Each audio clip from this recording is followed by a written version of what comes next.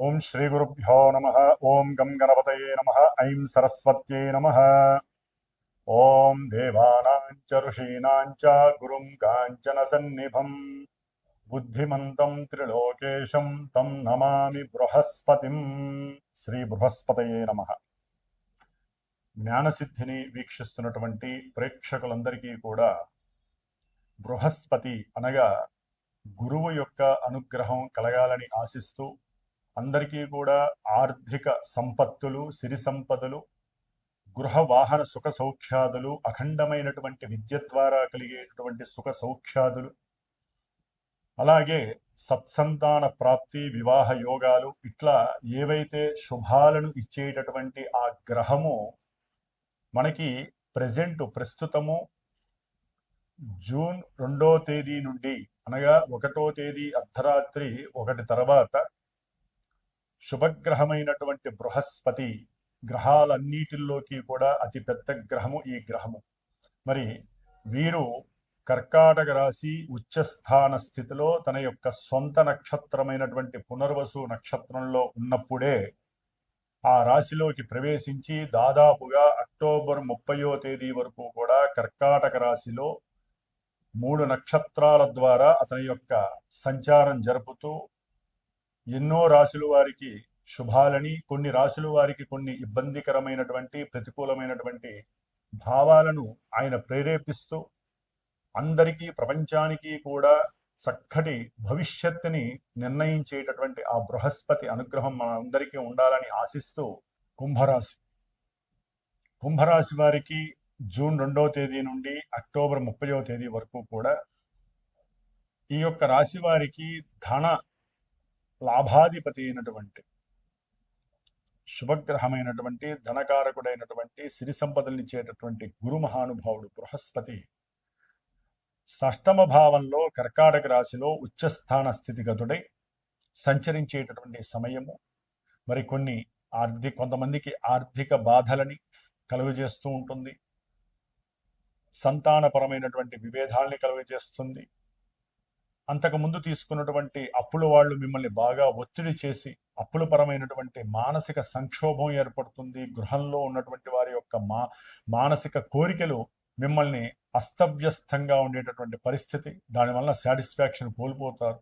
ఒక్కోసారి మీరు నేను చేసిన పూర్వజన్మ పుణ్యమో ఈ జన్మ పుణ్యమో నాకు కలిసి రావట్లేదు, అందుకనే ధనహీనుండి అవుతున్నానని చెప్పి బాధపడే అవకాశం. ఏదైతే వ్యాపారస్తులైతే ఉన్నారో ఆ వ్యాపారంలో విపరీతమైనటువంటి సమస్యలు ఎదుర్కొంటూ ఉంటారు. జాయింట్దారులు ఎవరైతే ఉంటారో పార్ట్నర్స్, వారి మధ్య విభేదాలు కలుగుతాయి. ఆర్థికపరమైన విషయాలు మనం అంత పెట్టుబడి పెడితే మరి దానికి తగ్గ లాభాలు ఎందుకు చూపించట్లేదు అనేటటువంటి అవతల వ్యక్తి అడిగే మాటకి వీరు మానసికంగా అనుమానంగా వారు పడేటటువంటి అనుమానము వీరు అవమానంగా ఫీల్ అయి బాధపడేటటువంటి పరిస్థితి, మానసిక అనిశ్చితి కలుగుతోందని చెప్పుకోవచ్చు ఈ యొక్క కుంభరాశి వారికి. అలాగే వీరి యొక్క కుంభరాశిలో ఉన్నటువంటి ఈ యొక్క గురువు యొక్క దృష్టి కుంభరాశి వారికి దశమ స్థానం, ఉద్యోగ స్థానం మీద పడుతోంది, ద్వితీయ స్థానం మీద పడుతోంది. దాని ద్వారా వీరు అనుకున్నటువంటి కరెక్ట్గా గనక కష్టపడి ఎన్ని అవమానాలు ఎదురైనా సరే, ఎన్ని ఇబ్బందులు ఎదురైనా సరే, మీరు ధనమే నాకు లాభం కలగాలి అనుకున్న వాళ్ళు ఉద్యోగం కోసం ప్రయత్నం చేస్తే గనక, గట్టిగా గనక ప్రయత్నం చేస్తే ఉద్యోగము లభించి తీరాల్సిందే ఈ యొక్క కుంభరాశి వారికి. ఎందుకంటే 6వ స్థానము వృత్తి సేవకా స్థానాన్ని, ఉద్యోగ స్థానాన్ని సూచిస్తోంది. అందులో శుభగ్రహము ఉచ్చస్థాన స్థితిలో ఉంటే అంతకుముందు ఉద్యోగం పోగొట్టుకొని బాధపడుతున్న వాళ్ళు ఈ 2వ తారీఖు నుంచి ఎట్టి పరిస్థితుల్లో మీకు ఉద్యోగం లభిస్తుంది. కొంతమంది విదేశాల్లో ఉద్యోగం లభించి చక్కటి యోగాన్ని పొందుతారు. కొంతమంది చేసేటటువంటి ఈ ఉద్యోగము ఇక్కడే కొత్తగా పోస్ట్ పోన్ అటు పక్కకి మార్చి వాళ్ళకి ప్రమోషన్స్ ఇచ్చి ఇంకా స్థాయిని పెంచి ఆర్థిక లాభాలు కూడా పెరుగుతాయి. దానివలన మంచి అంటే గృహాలని కొనటానికి బ్యాంకింగ్ ద్వారా అప్పులు చేస్తారు. దాని ద్వారా చక్కగా మంచి గృహాలను కొంటారు, వాహనాలు కొంటారు. కొంతమంది అయితే కనుక వారి జాతకులు ఇచ్చా ఉన్నటువంటి దశల ప్రకారం, అంతర్దశల ప్రకారము, గురుడు యొక్క స్థితి ప్రకారము ఆ యొక్క గృహాలు వాహనాలకి చేసుకున్నటువంటి అప్పులు తీర్చడానికి ధనాన్ని చక్కగా ఖర్చు పెడుతూ ఉంటారు చాలా మంది. అట్లాగే ముఖ్యంగా దాయాదులు ఎవరైతే ఉంటారో, ఎందుకంటే ఈయన 3 నక్షత్రాలు మారినప్పుడు దాయాదులు బంధువులు ఉంటారో వారి వలన ఆకస్మికంగా సంతానం, వీరికి ఉన్నటువంటి సంతానాన్ని వాళ్ళు వశీకరణం చేసుకొని వీరి కుటుంబంలో చిచ్చులు పెట్టేటటువంటి వాళ్ళు కూడా ఉంటారు. ఇట్లా ఈ విధంగా దాయాదుల వలన, వీరి కింద పనిచేసేటటువంటి నౌకర్ల వలన ఆర్థిక ధన నష్టము, వారికి అప్పులు ఇవ్వటం, వీరి కింద పనిచేసే వాళ్ళకి నమ్మిస్తారండి. నమ్మివ్వడం ద్వారా వారు నష్టపోతారు. కాబట్టి వృత్తి ఉద్యోగ వ్యాపారాల్లో ఎవరైతే ఉన్నారో వారు కింద పనిచేసే వాళ్ళతో ఆగస్టు వరకు డబ్బులు ఇవ్వడం మానుకోండి, ఇబ్బందులు పడతారు. అట్లాగే సంతానపరంగా కూడా ధనము లభించేటటువంటి పరిస్థితి ఈ యొక్క మరి ఈ బృహస్పతి విశేషమైనటువంటి విద్యలని ప్రసాదిస్తాడు, ఉన్నతమైనటువంటి జ్ఞాన సిద్ధిని కలుగజేస్తాడు.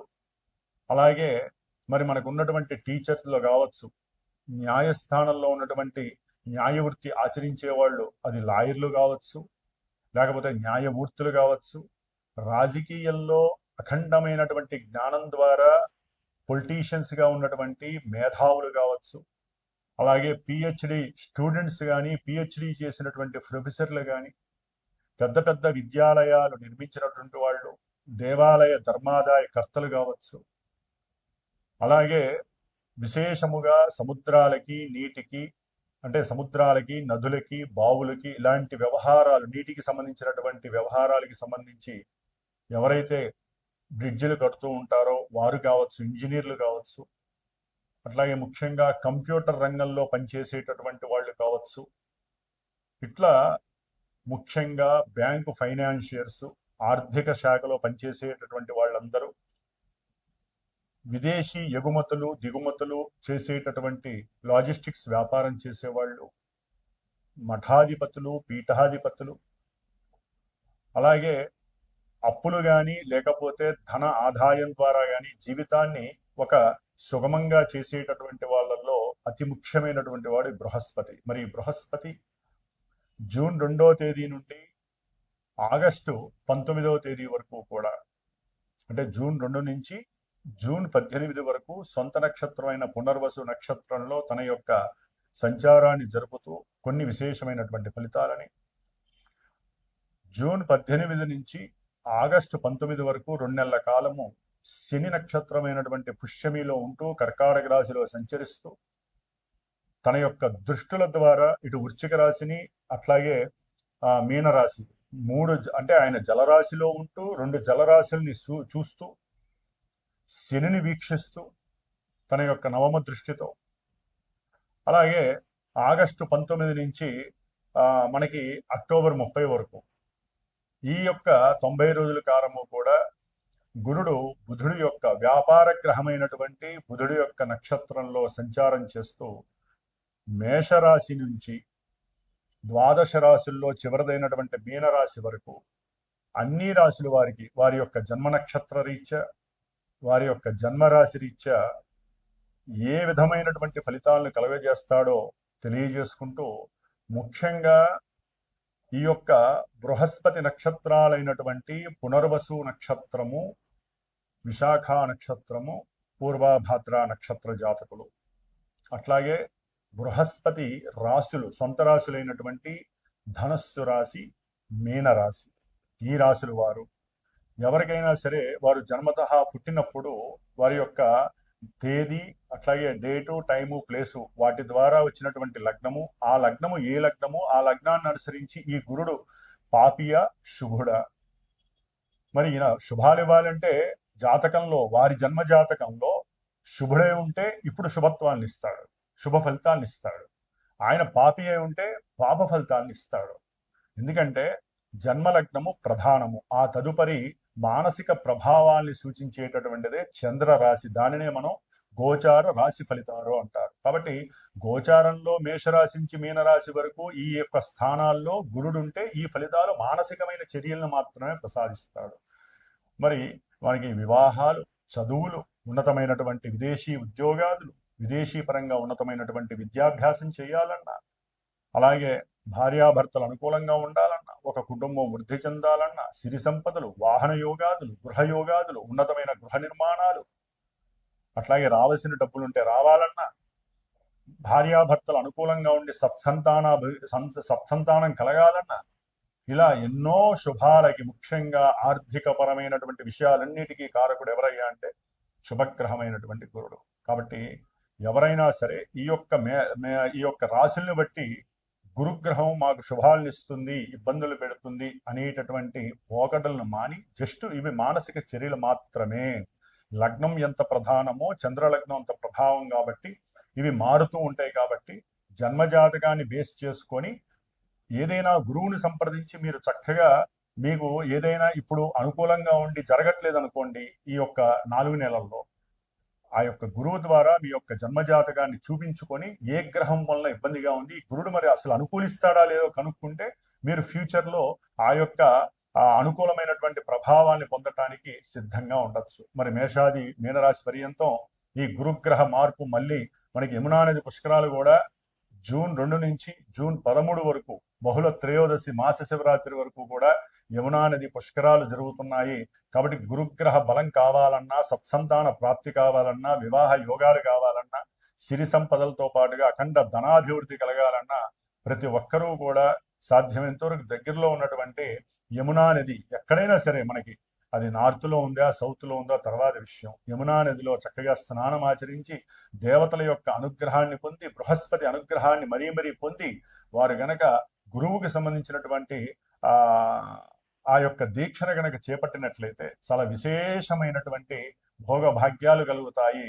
మరి మా యొక్క శ్రీమాత జ్యోతిషాలయ పీఠంలో ఈ జూన్ 2 నుంచి దాదాపుగా అక్టోబర్ 30 వరకు కూడా విద్య గురించి, ముఖ్యంగా ధనాదాయం గురించి, వివాహంలో యోగము, సత్సంతాన యోగాదుల గురించి ఎన్నో కార్యక్రమాలు, గురుగ్రహ జపాలు జరుగుతూ ఉంటాయి. గురుగ్రహానికి సంబంధించినటువంటి పాశుపత రుద్రాభిషేకాలు జరుగుతూ ఉంటాయి, పాశుపత హోమాలు, అట్లాగే రావి వృక్ష సమిధలతో చేసేటటువంటి హోమాదులు, ఇట్లా ఎన్నో విశేషమైనటువంటి కార్యక్రమాలు ఆ యోగాల కోసం, ఎవరైతే యోగాలు పొందలేకపోతున్నారో ఆ యోగాల కోసం జరిపిస్తూ ఉంటాం. కాబట్టి ఎవరైనా సరే జాతకరీత్యా కావచ్చు, లేకపోతే ఇట్లాంటి పీఠంలో జరిగేటటువంటి పూజలు, హోమాలు, అభిషేకాదులు, జపాలు, తపాలు, ఇటువంటి కార్యక్రమాల గురించి ఎవరైనా సరే తప్పకుండా ఇక్కడ సంప్రదించి వారి యొక్క భవిష్యత్తును తెలుసుకొని జీవితంలో ఎన్నో శుభాలని అందుకునేటటువంటి ప్రయత్నాలు చేయాలని ఆశిస్తూ సర్వే జనాః సుఖినో భవంతు.